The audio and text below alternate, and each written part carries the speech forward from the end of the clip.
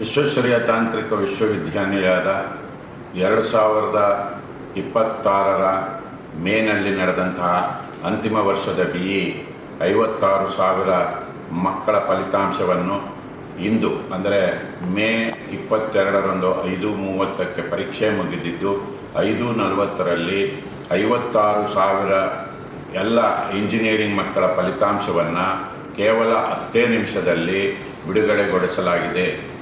ಈ ಫಲಿತಾಂಶವನ್ನು ಮಕ್ಕಳಿಗೆ ವಾಟ್ಸಾಪ್ ಮೂಲಕ ತಲುಪಿಸಲಾಗಿದೆ. ಇದು ವಿಶ್ವವಿದ್ಯಾಲಯದ 4ನೇ ಫೈನಲ್ ಇಯರ್ ಎಕ್ಸಾಮ್ ಆಗಿದ್ದು, ನಾನು ಅಧಿಕಾರ ಸ್ವೀಕಾರ ಮಾಡಿದ ನಂತರ ಮೊದಲನೇ ಫೈನಲ್ ಇಯರ್ ಎಕ್ಸಾಮು 2023ರಲ್ಲಿ ಮೇ 30, 2023ರಲ್ಲಿ 24 ಗಂಟೆಗಳ ಅಂತರದಲ್ಲಿ ಫಲಿತಾಂಶವನ್ನು ನೀಡಲಾಯಿತು. 2024ರಲ್ಲಿ 3 ಗಂಟೆಯ ಒಳಗೆ ಅಂತಿಮ BE ಫಲಿತಾಂಶವನ್ನು ನೀಡಲಾಯಿತು.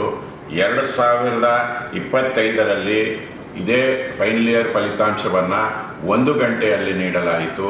ಅದೇ ರೀತಿ ಈ ಬಾರಿ 2026ರ ಅಂತಿಮ ವರ್ಷದ BE ಫಲಿತಾಂಶವನ್ನು ಕೇವಲ 10 ನಿಮಿಷದಲ್ಲಿ ನೀಡಿ ವಿಶ್ವವಿದ್ಯಾಲಯವು ದಾಖಲೆಯನ್ನು ಬರೆದಿದೆ.